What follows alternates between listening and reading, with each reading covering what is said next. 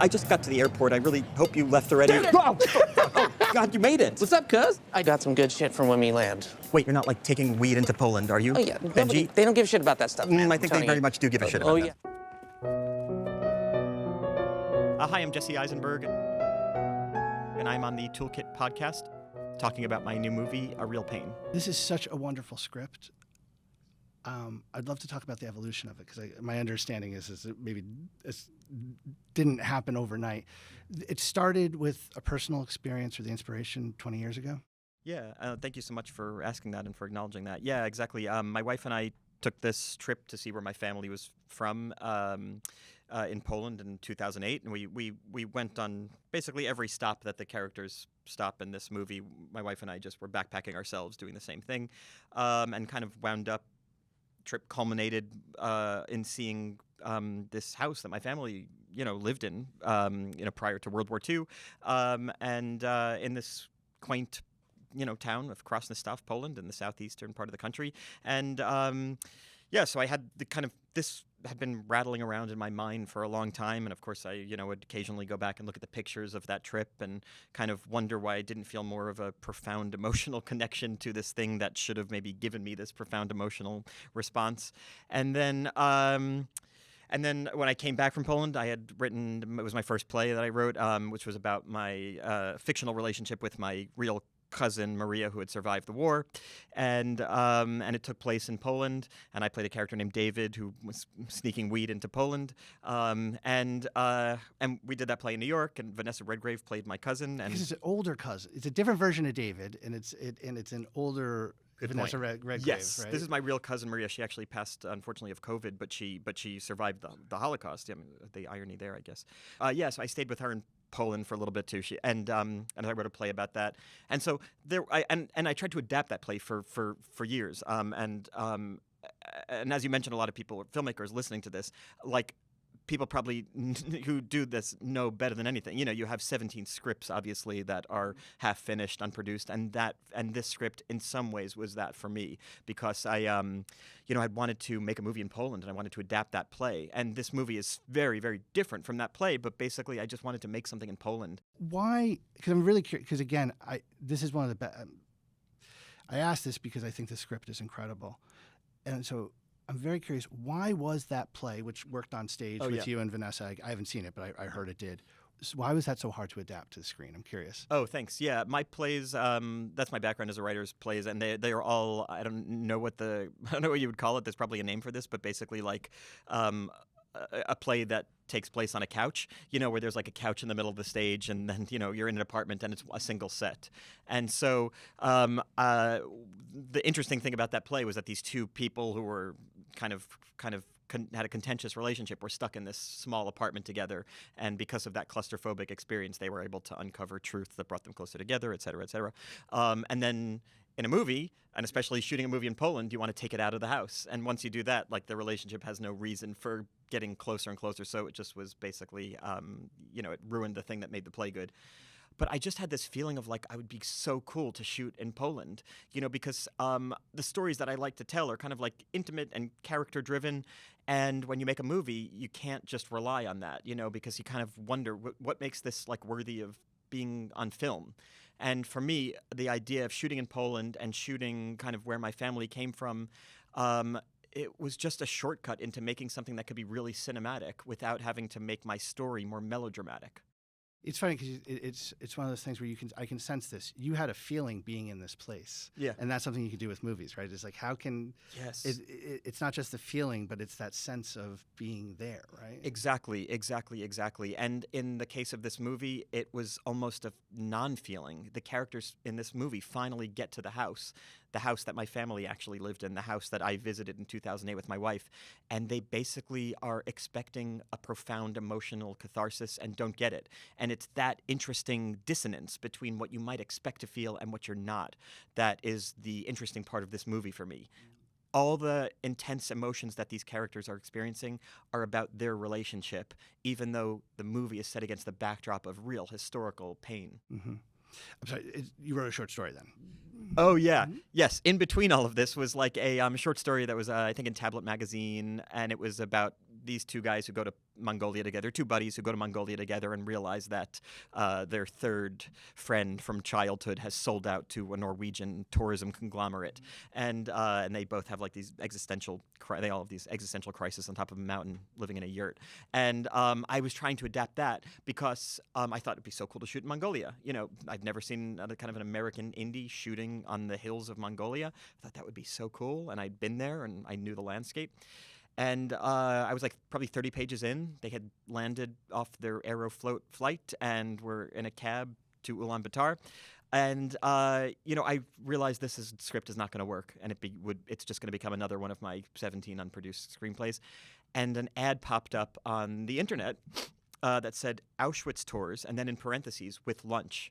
I was like, what is that? So I clicked on it. Auschwitz tours with lunch. What does that mean? And it took me to the site of essentially like, you know, a yuppie tour offering of Holocaust sites.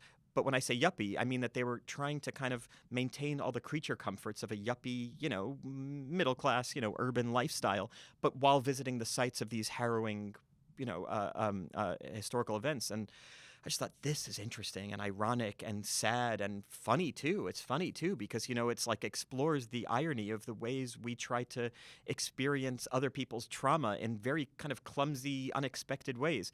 And I thought, oh, that's the movie. That's the movie. You can take these two characters, put them on a tour like that, and it just brings such richness to their plight because suddenly you have these two guys who are going through their own kind of small thing, but set against the backdrop of this huge thing.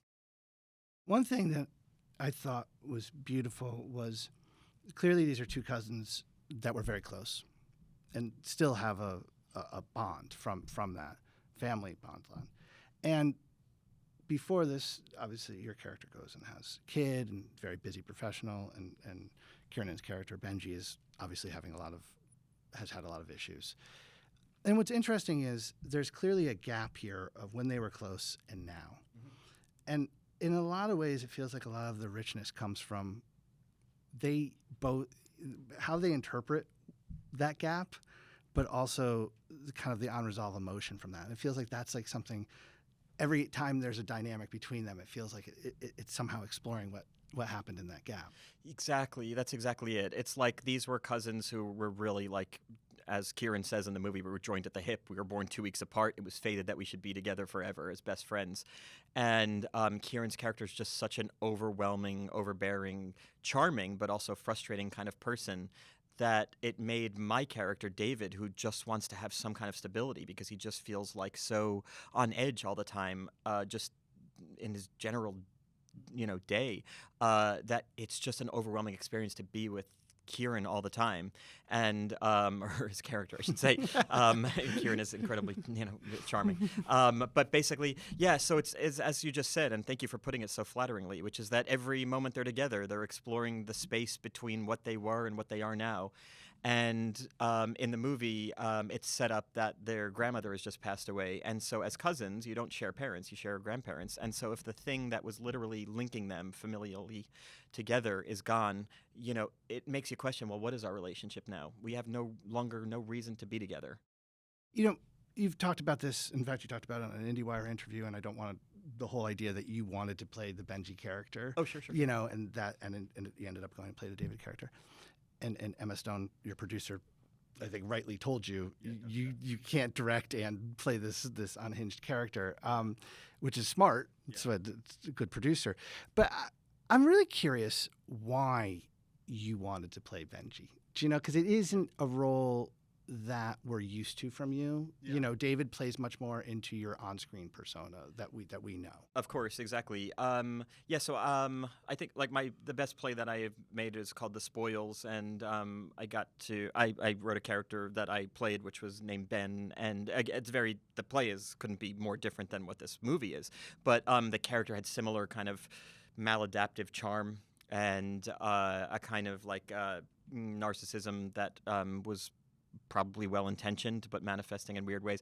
And I played this character the longest I've played any character because we did it in New York and in the West End, and I still think it's my best piece of writing. When did you do that? When was that? That was 2016 and 2017 in England. And and I just love playing it. So I've played it before. I've done a lot of theater where I play characters that are quite different than what I've gotten to play sometimes in movies, and so that's always, actors get known for certain things. Even, the most celebrated actors in the world get known for, certain things, and audiences like them for it, and it can be wonderful, and especially it can give you like a nice career. But actors also like doing different things, and so I thought, that would be kind of an interesting, part for me to play, and it's fun. It's fun. I mean, Kieran was having a blast. I mean, he was running around the set, and he's being funny and charming, and even in moments of pain, it was still like about him. It's a fun thing to be in. It's fun shoes to be in. It's unhinged, and it's what actors train for.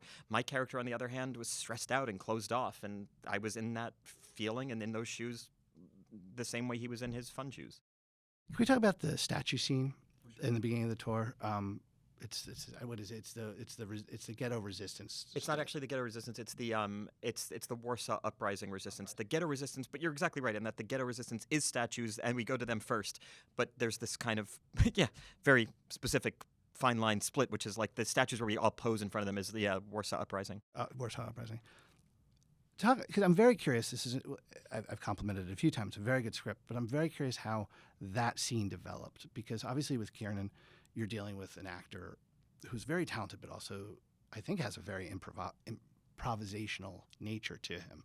And I'm just wondering how that scene developed from how you wrote that scene, developed from how you wrote it to what we see in the movie. The scene is what I wrote, but the difference with the scene that I attribute to Kieran was that we had a kind of just more shot-listed, much more kind of locked camera, classically styled, shot list. I'm working with one of the greatest cinematographers in Europe, Michał Dimek is his name, and EO is EO. one of the best, most beautifully shot films in the last 10 years. Yes, and if I could also just jump on that bandwagon and say also this movie Sweat he did, and then he has this movie, a Danish movie that's coming out. A big fan. Really talented guy. And, and so I was really trying to indulge in the kind of European, the beautiful classically shot movies as opposed to kind of, the American indie thing of everything's going to be handheld and funny and, weird little zooms to indicate quirk. And so I was really trying to do this kind of European thing. And then Kieran came on set, and I said, so this is where your character's going to stand, and this is where I'm going to stand, and are you ready to go? And he said, well, why would I stand here? I was like, oh, because it's great. You're going to stand there, and there's a thing behind you, and it's doing Got all this nice composed shot. It's that. Yeah, exactly. And he was like, but I don't think I would stand there. I was like, oh, it's like the worst thing you want to hear on the first day of a movie set. And I'm like, so what would you do? And he was like, I don't know. Let's do it once, and let's see. And so I asked Michał to take the camera off the dolly, and I said, he just wants to try something. Can we just film it and follow him? And we did, and it was amazing. It was amazing.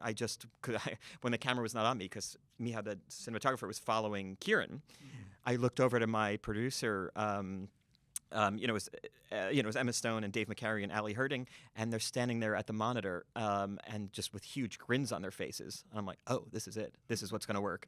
And so we just kind of changed the shot list for a lot of the scenes where Kieran was going wild. We were just like, let's just follow him. And the movie has more of a spontaneous look, but maybe that's, and in those particular scenes, maybe that's okay, because that's what that character is. That's the energy he's bringing to it. I do want to talk about that visual conception. I saw somewhere you called it a road movie that is beautiful. That was the goal. There is this thing. It's a very intimate story, but there is this element of, you chose a cinematographer to get a certain beauty in this and being able to frame them in a space, but also maintain that intimacy. I'm wondering if you could talk about that conception of how you thought of this movie visually, because there's a really delicate, beautiful balance that you guys found here. That's so sweet of you to say, and I never considered saying this before, but I was thinking a lot about, it's just so strange to say this and to answer that cinematic question with this answer, but I actually was thinking about it from a political perspective, which is that I wanted to make a movie that did not demonize the country of Poland for having death camps built on their land. I feel defensive of Poland. My family's from there, and I don't know why, but I have this almost like chip on my shoulder. I feel defensive of the Polish people, probably because I've had such great experiences with Polish people, and they gave me citizenship to their lovely country. And I guess I feel like I did not want to show Poland through the eyes of like an American resentful third generation Jewish survivor's eye. Do you know what I mean by that? Like where I'm showing that, look how Eastern European and Soviet looks, and look how bleak it is. I wanted to actually show what I saw there, which was like actually this is a gorgeous Central European country, and I guess so from that perspective, I didn't want to make the movie look like it was resenting the setting.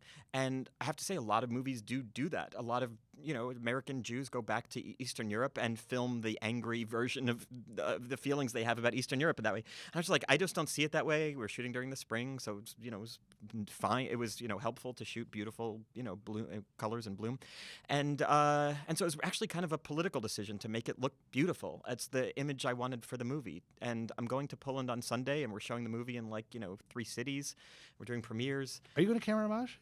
No, not that. Not Okay, that. all But right. obviously that. I think our cinematographer went. Okay. But no, we were told the whole time this has to play there. Yeah. And now we're doing these special screenings because Yeah. the movie is so Poland-centric.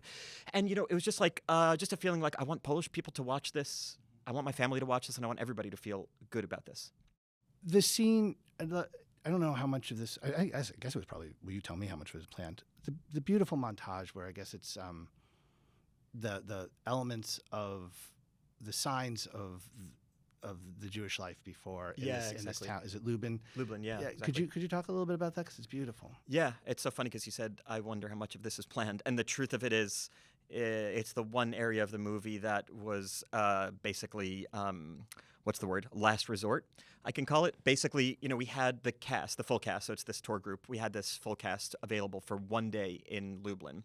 And so I could either shoot this long walk and talk along this bridge, which requires the whole cast, and one shot of us in front of something else. And I wanted a montage. I wanted us in front of 10 things, and we didn't have the time. So I just asked a second unit. We had a second unit. I said, can you guys film these addresses? We came up with the addresses that we were pretty sure were historic. Where there was a bakery, where there was a second floor synagogue. Exactly. We came up with these real places that were formerly home to Jewish life, businesses, schools, etc., whatever, places of worship, and we filmed them as they are now. And they're different things. They're a bank, or there's a law firm now where the synagogue was. There's a demolished building where a baker was. Stuff like that. And we'll just turn it into this kind of abstract voiceover, as though it's almost like. It's so funny because I actually saw Occupied City on the plane a week ago, but it has that effect of the Occupied City, the Steve McQueen thing. Basically that of the ghostly, forgotten past. Must have been a long flight if you watched McQueen's Time. I watched half of it. Yeah, on a flight from Australia to Sydney. No, I'm kidding. No, but it's beautiful. Well, one of the reasons I want to talk about that montage was also the Chopin plays during that, right? Yeah, exactly. So obviously that's beautiful music. I mean, you hear that, but I am curious about, because I don't know that it's a natural fit here. Do you know? Logically, no. I don't think you're reading the script and thinking that that's the tone Yeah, exactly. of this movie. And I was trying to think about why it works, and I saw somewhere you said something about it's a sophisticated, removed tone, and it made me think a lot about what you're also doing visually. I wonder if you could talk a little bit about. Yeah. I don't know if that was something also designed going in or you found in the editing room, but it works. No. I can't figure out why 100%. It's hard to articulate, but I put all of the songs that are in the movie in the script, so people reading along the script and on set, we knew what songs were playing. It allowed us to set the timing for certain dolly shots because I knew the pieces I want played over certain shots. And I think, in terms of the sophisticated removed tone, what I was trying to do was basically present a relationship between these two guys that was as crass as relationships I have. That is about these, guys smuggling in weed to Poland. That is about them smoking joints on the roof of buildings after visiting a concentration camp. And I wanted it to feel as crass and realistic as possible, but I didn't want the movie to feel that way because I didn't want the movie to feel like kind of a bro-y kind of, improvisy comedy kind of thing between, two different guys. And so I guess I wanted the movie to feel like it had a mature adult making it, but it could be about these guys who were immature. And so, I just didn't want it to feel like bro-y. So even though their relationship has elements of that, he's kind of rough with me and, he's smoking weed and we're running upstairs and we're sneaking on trains. I wanted the movie to feel like actually it's this sophisticated thing. And I think I was just fearful of the movie seeming too juvenile because the characters can be juvenile. And I wanted to just indicate to the audience in an aesthetic way, not in an intellectual way, in an aesthetic way that actually, no, this is saying something bigger, and please understand it in that context. There's something with that music and also the way that you shot it and that idea that you have a wider perspective of the space. Yeah.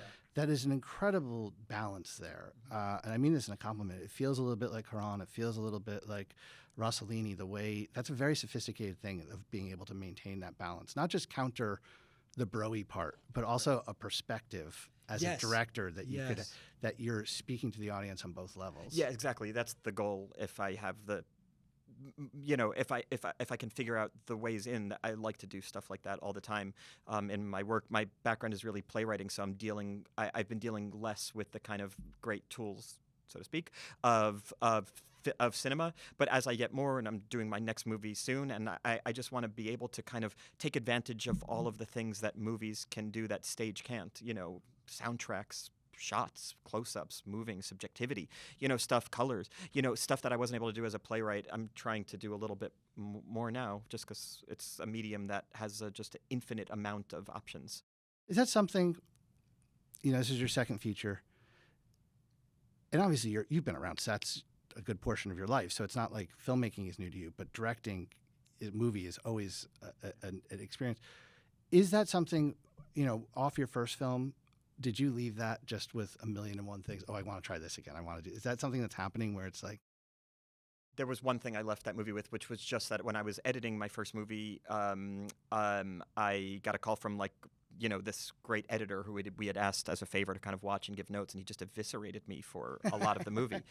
And he was saying what he said to me at the time was infuriating, but basically was saying you haven't given us a full way into these characters. The movie is quite artful, and we shot on 16. There's a lot of interesting styles, and it's a good movie. It's a totally good movie. Thank you. And the acting is absolutely superb. Julianne Moore and Finn Wolfhard are in it. They're unbelievable in it. But that maybe I had not provided enough access points for the audience, and so that's the thing I took away. I was like, oh, okay, audiences are not in my head.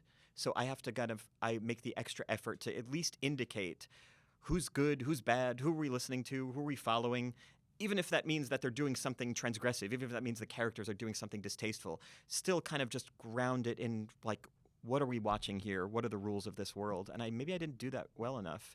And so with this movie, I really was just trying to make an attempt at making sure we know who these people are in a kind of familiar way, in a way that's accessible, and making sure we know that even during their moments of bad behavior, they're feeling something. So that was important for me to learn. It seems obvious, but it's when you're making something, and my first movie had a specific kind of tone that I was trying to capture, this kind of interesting removed tone that the characters had themselves.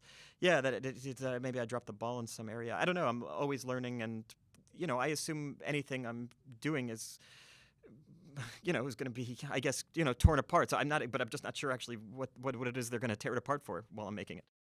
We're a little bit like the characters. We know this is ending at a concentration camp. Yeah, exactly. And so it's kind of in the same way that it's lingering for the characters, it's a little bit in the back of the audience's mind too. Exactly. I'm wondering how you thought about, as you're arcing the David and Benji story, how were you thinking about that in terms of, okay, where this is going to be in terms of when we get to the concentration camp? Is that something that becomes like a structuring device of?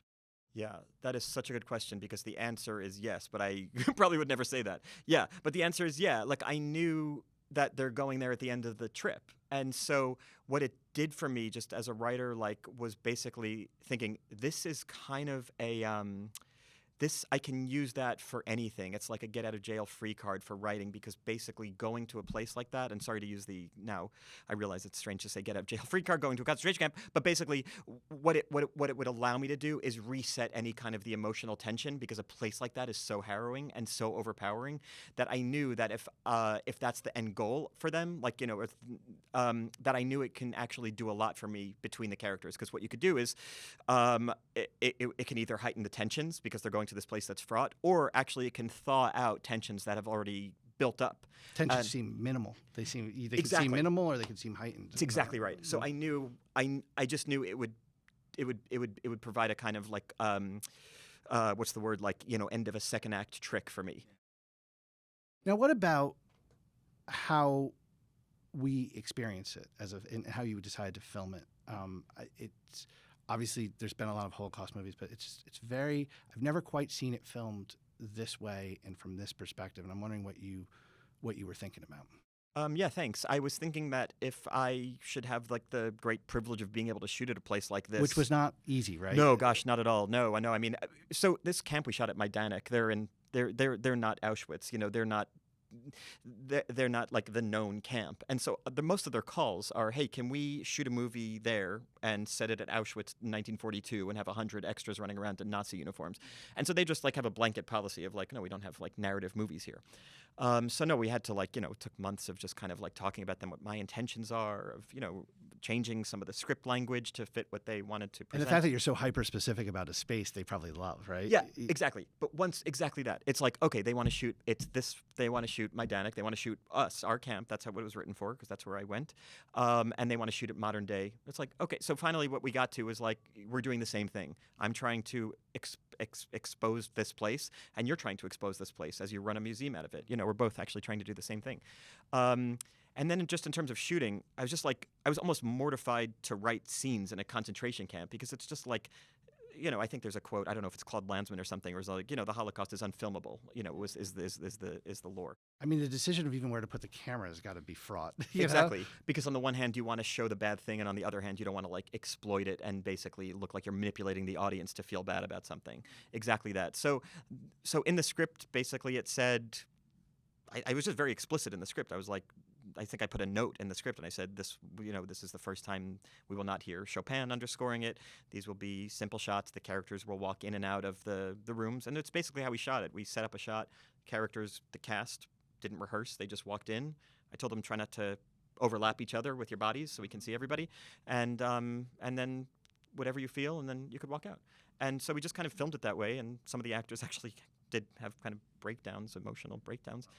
Yeah. Which I mean, imagine just have visiting. I mean, it's exactly. It's like if you were to really visit the place, you'd feel, something, or maybe you'd feel nothing, and then you'd hate yourself for feeling nothing. All the strange things. I just like the way that there's just a very simple frame, and they just kind of walk through, and it's quiet, and it's like, it's a little bit like what you were talking about with the second act cleanser in terms of plot. You can kind of sense what they're going through, and you can write what emotions there is on this. You don't need to overdo it. And exactly. And the simpler, quicker way to get in and out, not rush it, but simple as possible. It's exactly that. It's like, when you write a joke, if you have a joke that's really funny because it's expressing some kind of irony, you don't put a quirky word in that joke, because then it ruins the irony that you're trying to express. And similar with this, like if you have a scene that takes place at a concentration camp, why would you put any other accoutrements on it? It's already the most harrowing images we can see in this world.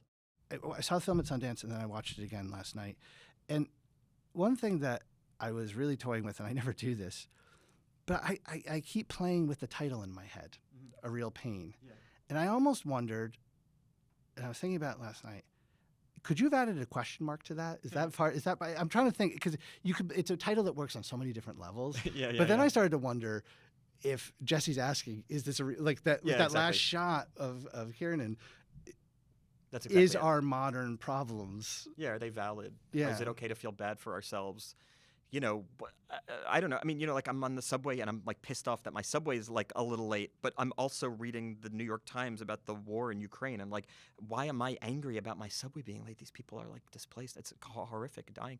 And like, yeah, it's just that crazy irony of like, on the one hand, being like a thinking, thoughtful, empathic person and trying to connect to suffering so that you can maybe help in some way, or that you can just grow yourself in some way emotionally. And on the other hand, being, bothered by modern things. And so my character has like OCD and anxiety, but he's medicated and he's fine. And he says he jogs and he meditates, and, he doesn't talk about his pain because he feels it's unexceptional. And Kieran's character is going through something darker and more tragic, but still modern, and still individual, still, personal, not cultural, not existential, in terms of a mass of people, which is what the Holocaust was, of course.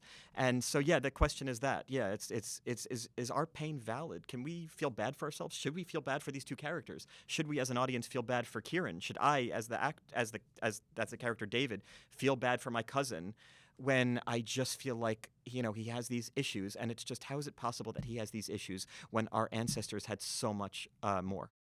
I think the beauty of this film, Jesse, is the fact that, because I think a lot of people feel that, but it ends up feeling like nasal gazing, or ends up being this Right. film feels very universal and very. It feels something like that. Those thoughts naturally are coming in natural. Yes, the movie is not the depressed guy on the couch who wishes he could do more. Yes, no, it's not that. And I think that might be. We started off talking about the adaptation of the script, and to me, that's really the way that these things all come together, because I think that idea that you said is something we all relate to, but it's like you start talking about it and it just sounds very privileged, like Exactly. weird. No, and, totally. And no, this movie is actually trying to kind of make a commentary on that and fight against that, because those are not my feelings at all, as you just expressed. Airports. Yeah. Where did that idea of a character, because you begin and end the movie there, and that idea, because that's an idea. I'll be honest, if I had read it on the page, I don't know that I would have. It seems like a little, he wanders the airports. That's where he finds his face. But I don't know if it's him. And talk about that, because it's the way it plays in the movie is so rich. Thanks. Well, I wanted it to be heavily scored, and I wanted it to feel like simple and mercurial. And so the feeling is like, this is a guy that can only exist in places of limbo. He can exist and really thrive on this group tour because he's only meeting people for a brief period of time. And this relationship that he has with me, which is this long-term relationship, is the one that's most fraught. And so this is a guy who probably would thrive at an airport because he's kind of around things that are distracting and where he can have brief interactions with people, which is where he thrives. And it just seemed like an evocative way to present this mercurial guy, and then to get as close as possible to his face, but not being able to go inside of his head. It works. I'm telling you, you got some chops. I'm telling you can do this. So with that, I don't know if you don't want to talk about what your next film is. That's totally fine. But I'm very curious. We asked this about what you took from the first film, the second film. Yeah. This is great, accomplished. But what are you taking from this one that you're like, that's that next step? I mean, I know there's probably a story you want to tell. Yeah. But I'm wondering, as a it was director, something very specific. No, it's just something very specific. I knew that I wanted a real pain to exist in a kind of naturalism, and to exist in this kind of world that's both kind of relatable, accessible, and I think that's why people really like the movie. But I just wanted to push myself stylistically and just go to a place that is a little more stylized. My favorite movies that I've gotten to be in as an actor were both stylized movies, The Art of Self-Defense and The Double. Both of these movies were kind of like these dystopian kind of worlds, and I just love playing with that tone.